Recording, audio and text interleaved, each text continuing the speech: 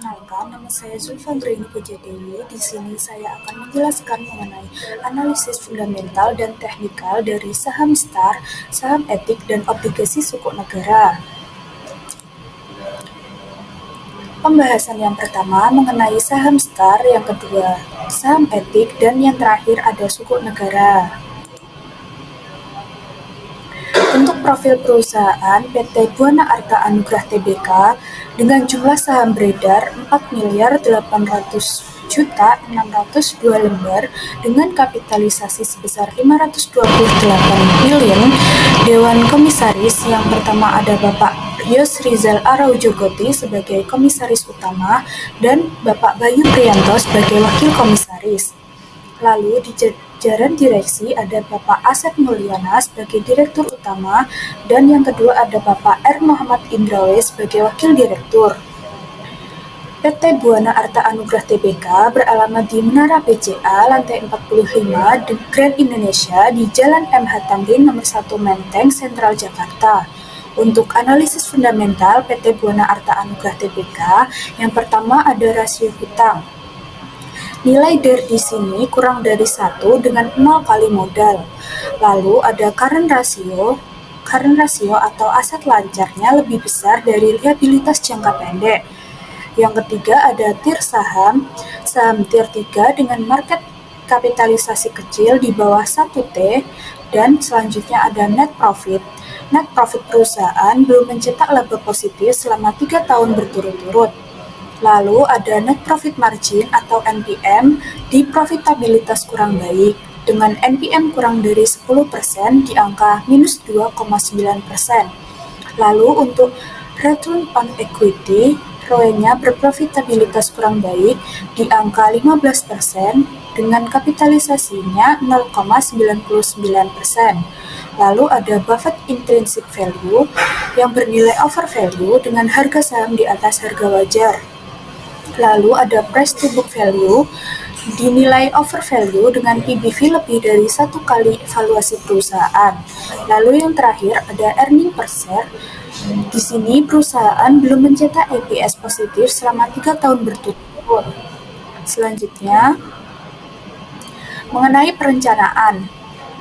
Didirikan dengan nama PT STAR Asia Internasional pada tahun 2010, mengubah nama menjadi PT STAR Petrochem, kemudian berubah nama kembali dilakukan pada tahun 2019 menjadi PT Buana Arta Anugrah Tbk. Melalui perubahan tersebut, perseroan berharap dapat menjaga ketahanan dan kemandirian dalam menghadapi tantangan sekaligus membuka peluang untuk mengembangkan usaha bersama anak perusahaan. Lalu di bidang usaha, pada tahun 2019, perseroan fokus menjalankan usaha melalui anak cabang pada bidang manajer investasi, khususnya aset manajemen. Selanjutnya ada pemegang saham PT Buana Arta Anugrah Tbk. Yang pertama dipegang oleh PT Kencana Selara Sejahtera dengan angka jumlah 1.544,925 juta dengan persentase 32,19%. Lalu pemegang saham terbesarnya dipegang oleh masyarakat dan di angka 3.255.075.602 di angka persentase 67,81%. Untuk anak perusahaan sendiri, yang pertama ada PT Foster Asset Management yang bergerak di bidang manajer investasi yang berlokasi di Jakarta. Lalu yang kedua ada PT STAR Semesta Sejahtera yang bergerak di bidang perdagangan umum dan jasa yang berlokasi di Tangerang. Dan yang ketiga ada PT Tunas Surya Abadi yang bergerak di bidang perdagangan umum dan jasa juga berlokasi di Tangerang. Selanjutnya untuk harga saham. Harga saham PT Buana Arta Anugrah ini di pembukaan awal saham STAR sebesar 107 per lembar. Harga penawaran sekarang menjadi 110 per lembar dengan persentase minus 3 di angka min 2,73%. Diakses pada tanggal 30 November 2023 pukul 4.57 PM Dengan volume 75 saham, nilai transaksinya sebesar 800.000, lalu jumlah frekuensinya 3 kali, IPS-nya 1, PE rasio 182 kali, dengan kapitalisasi pasar sebesar 528 juta. Peringkat kapitalisasi pasar industri terkaitnya ada di angka 9 dari 18, peringkat kapitalisasi pasar semua perusahaan ada di angka 515 dari 901. Selanjutnya, untuk PT Anabatik Digital Raya, profil perusahaannya PT Anabatik Teknologi dengan kode saham etik adalah suatu perusahaan yang bergerak di bidang penyediaan jasa teknologi informasi terkemuka di Indonesia. Anabatik memiliki 4 bisnis inti, yaitu Mission Critical System Integration, IT Servicing Outsourcing, Business Process Outsourcing, dan Value Add Distribution, yang beralamat di Graha BIP Lantai 7, Jalan Jenderal Gatot Subroto, KAF 23 DKI Jakarta. Selanjutnya, untuk analisis fundamentalnya, rasio hutang atau DER lebih dari 1 dengan 57,66 kali modal, tier saham dengan 3 market cap kecil di bawah 1 triliun, net profitnya diketahui perusahaan belum mencetak laba positif selama 3 tahun berturut-turut, lalu ada current ratio, NPM, dan ROE. Aset lancarnya lebih kecil dari liabilitas jangka pendek. Profitabilitasnya kurang baik ditunjukkan dengan angka NPM kurang dari 10%, serta ROE juga menunjukkan angka 15% yang berarti profitabilitasnya juga berkurang. Selanjutnya, ada Buffett Intrinsic Value, Price to Book Value, dan IPS. Buffett Intrinsic Value-nya overvalue.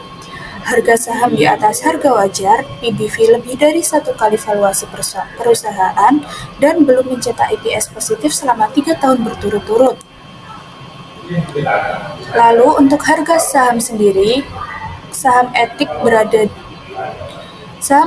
di pembaruan tanggal 30 November 2023 pukul 4.56 PM, harga pembukaan awal saham etik adalah sebesar 368 per lembar. Harga penawaran sekarang menjadi 370 per lembar dengan volume 343 saham dengan nilai transaksi sebesar 2.315.360.000.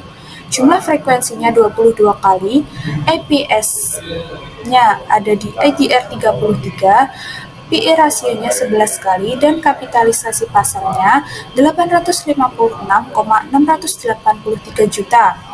Peringkat kapitalisasi pasar industrinya ada di angka 5 dari 10, dan peringkat kapitalisasi pasar semua perusahaan ada di angka 459 dari 901. Selanjutnya, untuk analisis teknikal, PT Anabatik Teknologi menggunakan 2 metode, yaitu MACD dan Stochastic. MACD atau Moving Average Convergence Divergence berfungsi untuk membantu trader dalam beberapa hal seperti mengetahui tren harga yang sedang berlangsung, memahami momentum harga yang sedang terjadi, serta menentukan kapan harus membeli dan menjual saham. Lalu yang kedua ada Stochastic. Stochastic Oscillator adalah sebuah indikator yang berfungsi menunjukkan sinyal jual beli melalui 2 garis yang berpotongan dan berperan sebagai indikator momentum melalui perbandingan suatu harga, penutupan atau close dengan rentang harga yang ada selama time frame tertentu. Di sini untuk MACD-nya direkomendasikan untuk dijual dan Stochastic-nya juga direkomendasikan untuk dijual. Selanjutnya, yang terakhir ada sukuk negara. Sukuk negara merupakan instrumen keuangan berbasis syariah yang diterbitkan oleh pemerintah suatu negara. Mereka mirip dengan obligasi konvensional tetapi dalam konteks syariah. Sukuk didasarkan pada prinsip bagi hasil dan aset yang nyata sehingga menghindari bunga dan aktivitas yang dianggap haram dalam Islam. Sukuk negara digunakan oleh pemerintah untuk mengumpulkan dana dari pasar keuangan global dengan cara yang sesuai dengan prinsip-prinsip syariah. Selesai, terima kasih kepada teman-teman yang sudah menonton. Jangan lupa like, komen, dan share ya teman-teman. Semoga hari kalian menyenangkan. Terima kasih. Wassalamualaikum warahmatullahi wabarakatuh.